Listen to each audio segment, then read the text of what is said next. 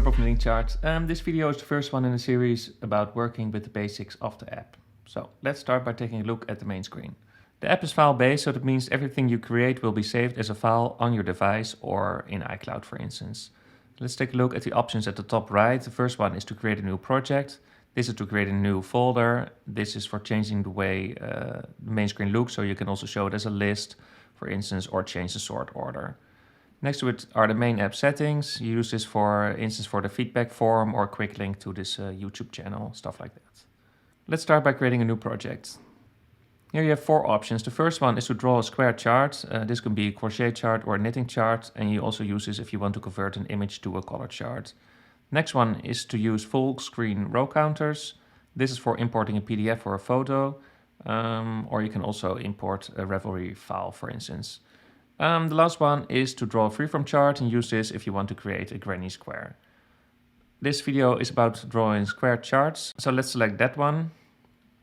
On this page you select the technique. You can always change this later. It just defines the initial settings of your tools and of your chart. Let's leave it at knitting for now and let's go to the next page. On this page you define the size of your chart, or for instance change the row numbers to something else. And again, you can always change this later in the chart settings. Let's take a look at the most important tools. On the bottom left here you have the paint tool. If you tap that and select here at the top, this selects your symbol that you're going to use for drawing. So let's select the pearl symbol here. This is the background color of your stitch. Let's put this to pink for now. And this is the color of your stitch.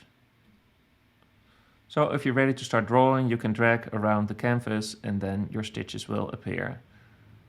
The next tool is just for erasing your stitches, so you can drag over your stitches to remove them. The next tool has two options. The first one is to select cells in your chart, and the second one is to select objects.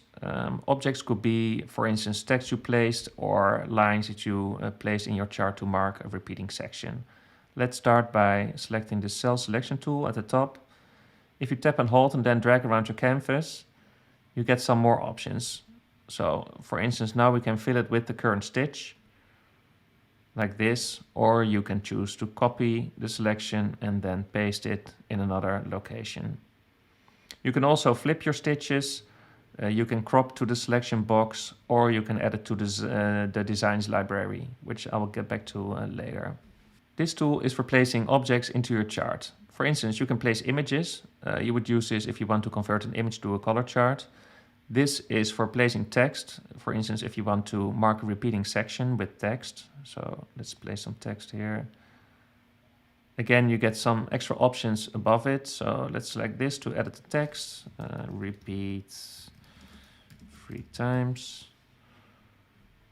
Stop editing. And then you can use this to mark this section, for instance. And then you could place a line using the line tool. Place this here. And then using the extra tools, duplicate the line and put this one here. You have some extra options. You can change the color, you can change the line width and stuff like that. The last tool on the bottom is to start the working mode, and you use this if you're ready to start knitting and just want to keep track of your current row. So if you open this and use the arrows, you can keep track of your current row while knitting. Here you have some extra options to start row counters to keep track of your row. This is to show your chart just as a single row. Sometimes can be easier to take a look at it like this. And last one here is the written instructions for every row. Let's close this again.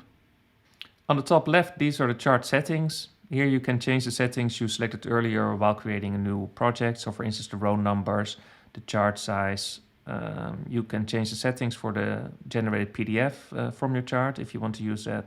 There's a separate video about that on this channel, so it's a little bit too much otherwise. These are just general interface settings like colors, stuff like that. You can change the technique, etc. You can also choose to add an extra chart to the same project. That could be useful if your chart's getting too large and you want to split them up in separate designs. Next to it are the more options. The most important ones here are probably generating a project PDF file, saving a high resolution image for your chart, and canvas to color chart. This one you would use if you place an image onto your chart and you want to convert that to a new color chart. And the last one here is the legend. I'm going to create a separate video about this too because it's, well, kind of a lot of options here. You can see every symbol available in Knitting Chart, create your own selection. You can also minimize this panel by dragging it, so you have easier access to your symbols while you're drawing. On the top right are just the undo, the redo, and this is for centering your canvas. Okay, that's it. Just a quick overview of the most important features when creating a square chart. I will be back with more videos about, for instance, importing a PDF file or converting an image to a chart, and also working with the legend panel. Okay, see you next time. Bye.